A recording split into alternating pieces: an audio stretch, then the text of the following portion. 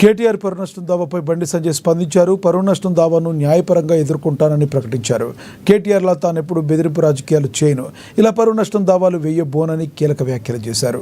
విమర్శలను రాజకీయంగానే ఎదుర్కొంటానన్నారు. ఇదిలా ఉంటే ఫోన్ ట్యాపింగ్ వ్యవహారంలో బండి సంజయ్ నిరాధార వ్యాఖ్యలు చేశారని పేర్కొంటూ కేటీఆర్ ఇటీవల సిట్ సివిల్ కోర్టులో పిటిషన్ వేశారు. ఈ పిటిషన్పై కోర్టులో విచారణ జరిగింది. తనకు బహిరంగ క్షమాపణతో పాటు 10 కోట్లు చెల్లించాలని పిటిషన్లో కేటీఆర్ పేర్కొన్నారు. సుదీర్ఘ చర్చల తర్వాత డిసెంబర్ 15 ఈ కేసు విచారణకు హాజరు కావాలని బండి సంజయ్కు కోర్టు సమన్లు జారీ చేస్తుంది.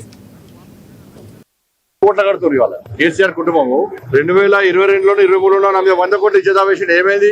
మళ్ళీ 10 కోట్లకు ఇచ్చేదా వేసిండు. కోట్లు చూసుకుంటే అవి ఉండేది కాదు, పోయేది కాదు. కోర్టు మీద నమ్మకం ఉంది మాకు. ఆడ 11 లక్షలు కడితేవి, అంత ఉంది కడితేవి. ఇక సిరిసిల్ల నియోజకవర్గం వల్ల మొన్న వరదలు వస్తే చచ్చిపోయి ₹1 ఇచ్చినా ఈ 10 లక్షలు ఇసుకపోయి సిరిసిల్ల ఇస్తే ఏమే కోట్ల రూపాయలు ఇజ్జత్ తెలంగాణ రాష్ట్రంలో వెయ్యాలంటే నువ్వు మీ అయ్య బయటికి రారు. నువ్వు మీ అయ్య తిట్టిన తిట్లు ఎవ్వరు తిట్లే. నేను లవంగం తింటే తంబాకు అన్నావు, సిగ్గుండాల కొంచెం అన్నా. ఇజ్జత వేరాదా? నన్ను వాడు వీడని మాట్లాడినావు, ఇజ్జత వేరాదా నీ మీద? మీ అయ్య నన్ను తలకే 6 ముక్కలు నడుపుతాడు, ఇజ్జత వేరాదా? నీ అయ్య నన్ను వాడు వీడు అని ఏ భాష పడితే ఆ భాష మాట్లాడాడు, ఇజ్జత వేరాదా? తెలంగాణ రాష్ట్రంలో ప్రజలను దళిత బంధు, దళితుడు ముఖ్యమంత్రి చేస్తావు, మోసం చేస్తావు. ఇజ్జత వేస్తే ఏడుంటావు నువ్వు? యువతకు ఉద్యోగాలు ఇస్తావు, మోసం చేస్తావు. ఇజ్జత